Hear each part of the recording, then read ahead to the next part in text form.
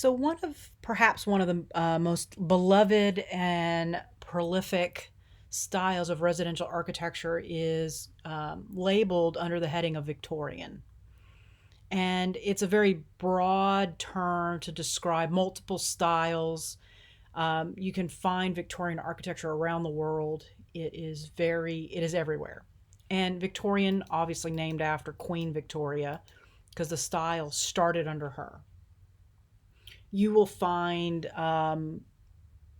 mostly residential buildings that are Victorian, but there are churches, there are cathedrals, there are commercial buildings, excuse me, like department stores, there are train stations. You can find it in a lot of different places.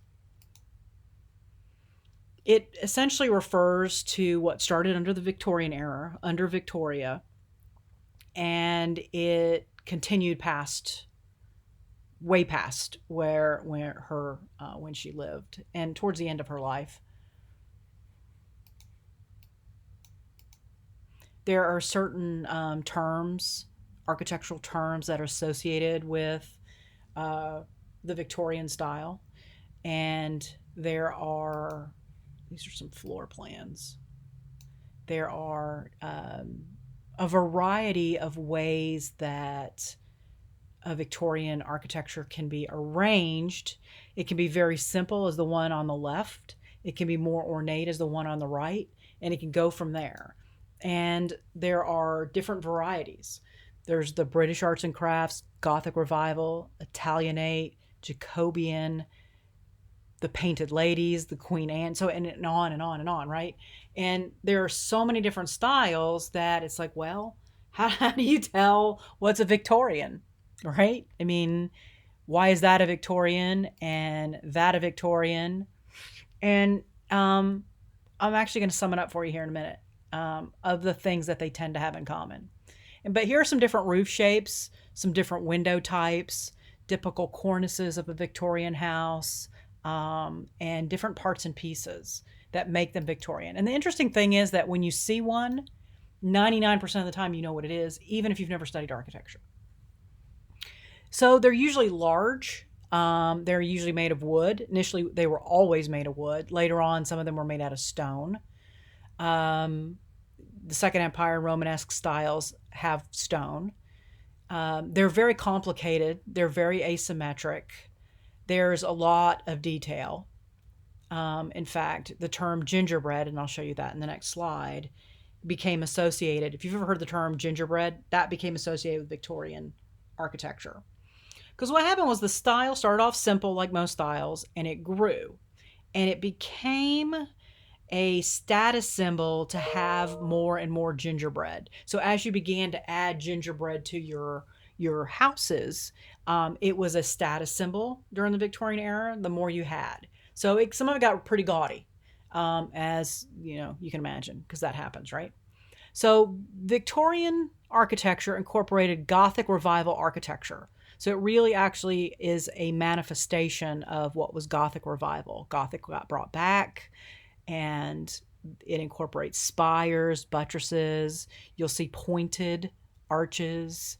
You'll see a lot of decorative ironwork. You'll see medieval influences such as fleur-de-lis, heraldic motifs, quadrifoils. They use very rich, saturated colors like ruby red, golden green, dark teal.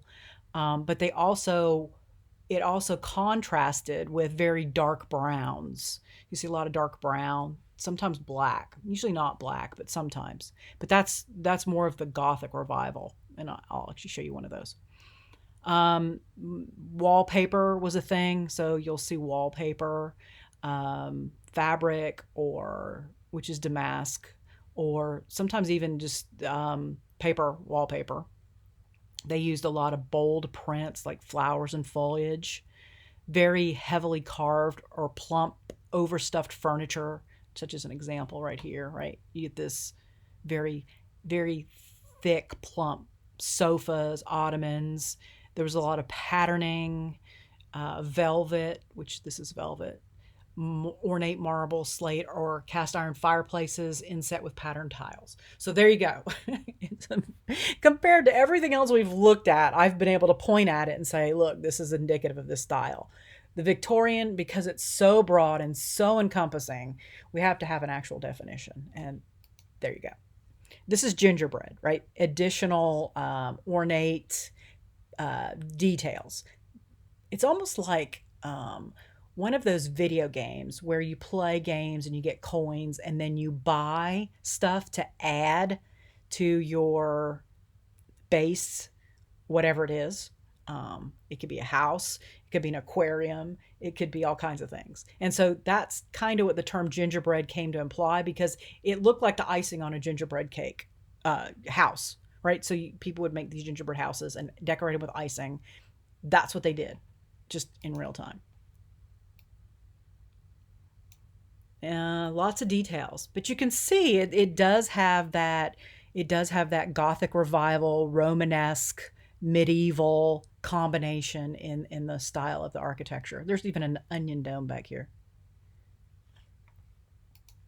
The Painted Ladies of San Francisco, one of the more famous ones. This is very simple, right? The gingerbread is very clean. This is an Italianate style, in the Italianate style. Here you go, Queen Anne, much more vibrant colors. Look at the patterns that are in the shingles on the side of or the shakes. Wooden shakes are on the side, shingles are on the roof. Lot of detail, lot of colors. Color is one of those things where you can pick, many colors. You can go with a lot of colors. As long as they're coordinated within a color harmony, you can use different shades, different tints, different hues of the same color. And if you look at this, this is orange, red, yellow, all next to one another. And then you've got this green. And then there are different shades and hues and tints. And so it's a color harmony. It's very clear color harmony that's established. And it's actually a T. It doesn't actually have a name. It's like you had a T because you have three that are next to each other and then one is a cross. Usually we have split complementary. So it's kind of split complementary, but not really. It's a little advanced. Anyway, but it works because it's still harmonized. Here you have a more Gothic revival type look where everything is dark brown. And so that has much more of a Gothic revival feel to it. But turrets, right? Look at that. 1, 2, 3, 4 towers. Dormers are very common. You have a lot of really intricate cornices, columns, lots of flourishes. It's everything detailed everywhere. And it's a very, and you're going to see that one of the styles that come next, Art Nouveau, is relied on a lot of this gingerbread that began to happen in this style to fully develop. Inside, this is a modern interpretation inside one of the San Francisco has a lot of Victorians, and so this is actually a modern restoration / renovation, because the architecture is all original. It's a living room. This is a more modern interpretation, but still nonetheless very much Art Deco. Victorian. I'm getting ahead of myself now. And kitchen, right? So the dark, beautiful colors, but with the pops of color. So you could pretty much, with the Victorian, pick your color palette as long as it was rich. You could pick how much gingerbread you wanted.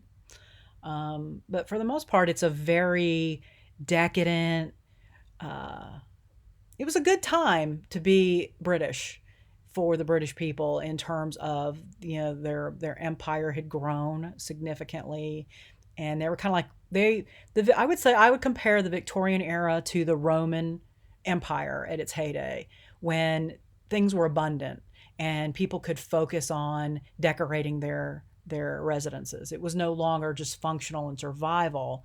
It was very much a time of lavishness and comfort, and if you had money, right? Of course, there was other things going on for people who didn't. They still lived in very closely cramped apartment tenement buildings, and they had to deal with the issues of living in the city. And once plumbing became a thing, it really changed, drastically changed the way people lived. It improved health significantly. Um, as you'll see here, now that these are more modern. But what began to happen as we began to get indoor, eventually, within the Victorian era, because our Victorian style never stopped. The Victorian era stopped, but the Victorian style still continues. It's still very much with us. It's modernized. It's among us. You can see it everywhere. And so now, like this, right? Modern plumbing, modern stoves, and a lot of the houses that were not that initially did not have modern conveniences have been since retrofit to have them. So they've been very well cared for. We love our Victorian residences, and we have cared for a lot of them. I mean, there obviously are some that have been torn down that are no longer with us, but as far as styles go, this is probably one of the most beloved, if not the most beloved style of architecture for residential design. Okay, we will stop here and leave the era.